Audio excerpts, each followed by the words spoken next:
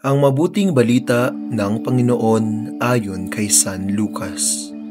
Noong panahong iyon, isinaysay ni Jesus sa kanyang mga alagad ang isang talinhaga upang ituro sa kanila na dapat silang manalangin lagi at huwag manghinawa. Sa isang lungsod, wika niya, may isang hukom na hindi natatakot sa Diyos at walang taong iginagalang. Sa lungsod ding iyon ay may isang babaeng balo na punta ng punta sa hukom at humihingi ng katarungan.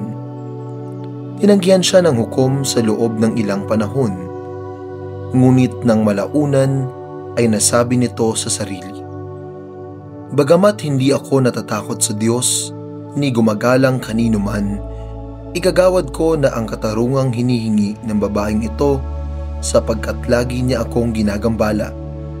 Baka pa ako mainis sa kapaparito niya."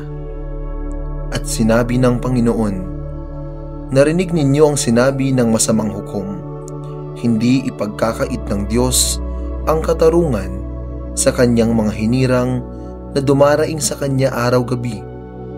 Bagamat tila nagtagal iyon, sinasabi ko sa inyo, agad niyang igagawad sa kanila ang katarungan." Ngunit pagdating ng anak ng tao sa daigdig na ito, may makikita kaya siyang mga taong nananalig sa kanya? Ang mabuting balita ng Panginoon. Pinupuri ka namin, Panginoong Hesukristo. Hindi ipagkakait ng Diyos ang katarungan sa kanyang mga hinirang. Justice delayed is justice denied. Iyan ang madalas na marinig natin mula sa mga paglilitis o sa mga umaapila sa mga hukuman ng ating bayan. Mahirap maghintay sa resulta ng isang kaso o paglilitis. Minsan matagal ang proseso. May ilan na taon o dekada pa nga ang inaabot. Nakauubos ng lakas, panahon, lalo na ng perang naipon sana para sa kinabukasan. May mga lumisan na sa daigdig na hindi nabigyang katarungan o napagkaitan ng kanilang kalayaan.